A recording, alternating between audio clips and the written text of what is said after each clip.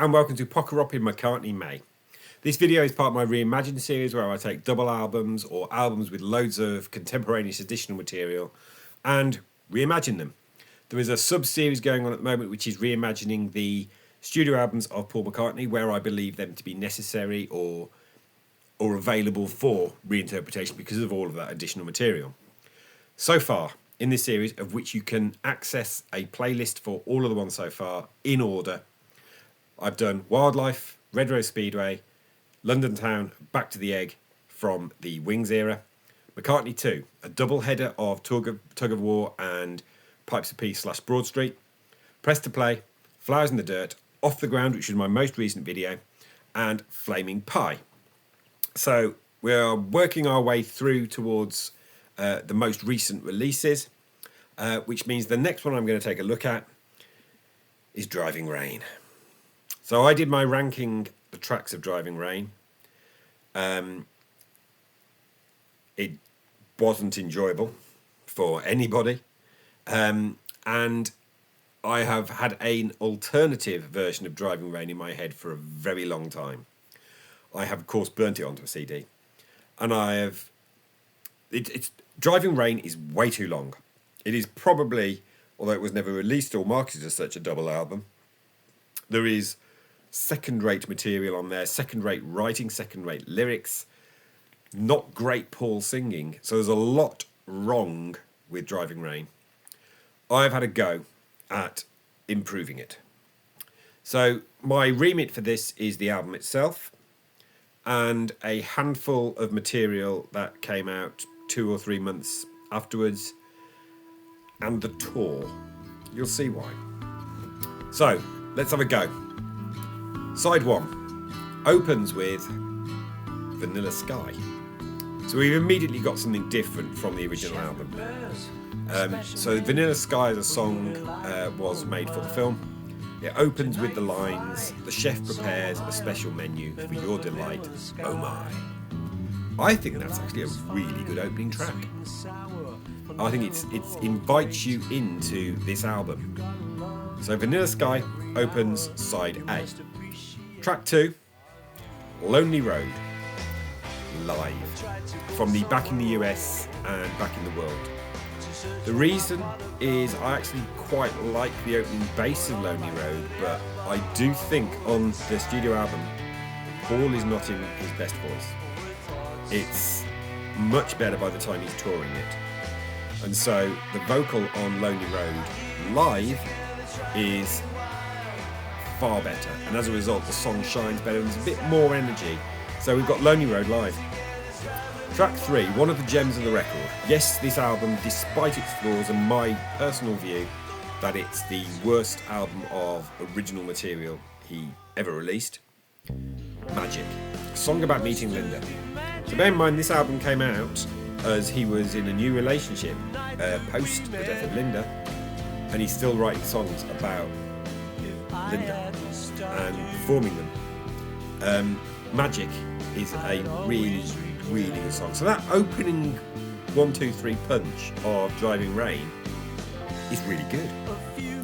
It's not going to stay really, really good, because track 4, She's Given Up Talking,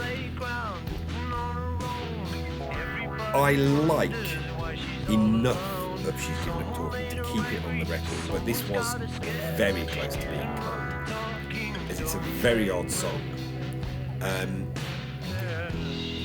But there's some fun in it, and I need to make a full album. I've kept She's Given Up Talking. Track 5 on the record, we're back to being really good again, it's I Do. If You Only Knew. That song actually sticks in my head rent free.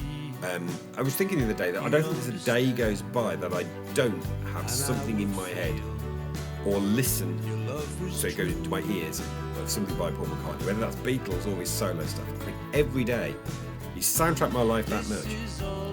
But I Do lives a rent free in my head, and it just kind of pops in there and I think, oh, what album's that? Oh yeah, it's Driving Rain. But it's a good song, I Do. It's a good love song. And to conclude side 1 of the record, what I think is the best thing on Driving Rain, Heather. In my perfect world, this would be a purely instrumental. I'm not fond of the lyrics on Heather and their allusions to Edward Lear. And of course the way that their marriage did not end well. But the melodicism on Heather, I have said before, had Heather been an instrumental, it would have been his finest ever instrumental across his entire career. Heather closes side one, so that's Vanilla Sky, Lonely Road Live, Magic, She's Given Up Talking, I Do, and Heather. That's actually a pretty solid side A. So before I flip to side B, I'm just going to remind you to subscribe if you haven't already done so. I would love to be doing another live stream, which I'm going to do when I get to 500 subscribers. I'm still a way off. To hit the thumbs up, to like the video, that really helps with the YouTube algorithm being found by other people. To click the bell to receive notifications of future content, including everything in McCartney May. And to share the video with someone else who might like it. They may also be a McCartney head and have a debate about my ReImagined. So side B of the record kicks off with Driving Rain live for exactly the same reasons as Lonely Road. To my knowledge, Paul only played 3 songs live from this album.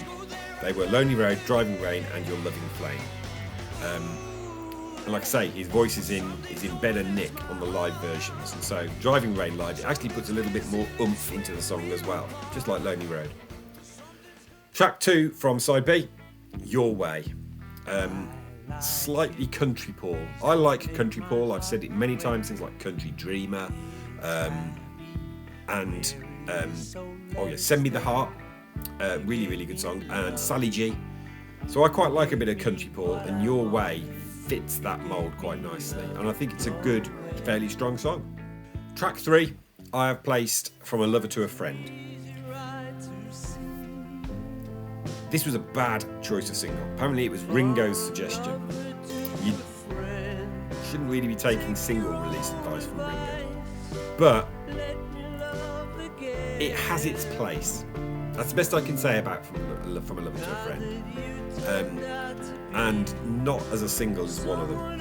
It just about works on this version of Driving Rain.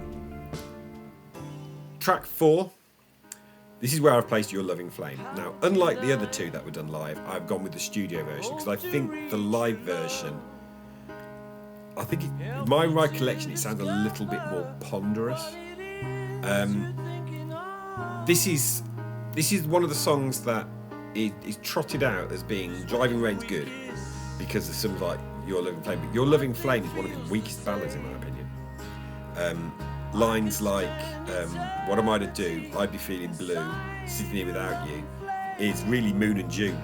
It's sloppy writing. I mean, it's not culture bad, which we can be thankful for. But Your Loving Flame, along with She's Given Up Talking, they were the closest to being cold, but I needed a full-length album, and so Your Loving Flame finds its way on. Penultimate track, track 5. Riding to Jaipur. I do think Riding to Jaipur is too long, but there was a time I despised it, but I've grown to find it a bit of a palate cleanser on the Driving Rain album. It was the B-side to From a Lover to a Friend. It could have stayed there, but it works. I'm glad we have it, and for me, track 5 on side 2, it's about right. And then the album concludes with something that was not on Driving Rain and was recorded after the sessions, I believe. Partial to Your Abracadabra. So this was on a tribute album to Ian Dury, and it's great. It's a great song anyway, and it's a great performance by Paul with the Blockheads. Stick that on the end of Driving Rain and it concludes really well with a cover.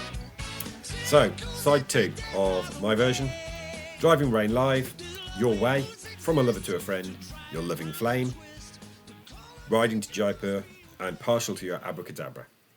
That makes a decent Driving Rain album. which I have called, because of course Paul is a vegetarian, a lifelong vegetarian now, Drive in Grain. Yes, I have made the CD. Yes, I do listen to it. I 100% prefer it to the basic Driving Rain. Let me know in the comments below what you think. What do you think could be made out of Driving Rain? Or do you just like it as it is? I've discovered that there is no Paul McCartney album that somebody doesn't consider to be his best ever, with perhaps the notable exception of Kisses on the Bottom. Oh, by the way, I'm not including Kisses on the Bottom in my ReImagined, because if you go and watch my ranking thing, I did a mini ReImagined at the end of that, and that was included some Beatles tracks as well as, and so it's not really eligible for this kind of thing. They'd all been on albums already. So that concludes the video. Let me know in comments below what you think about it. I'll be back soon with another video in McCartney May, but until then, I'd remind you to subscribe, like, hit the bell, share the video with someone else who might like it, and thanks for watching.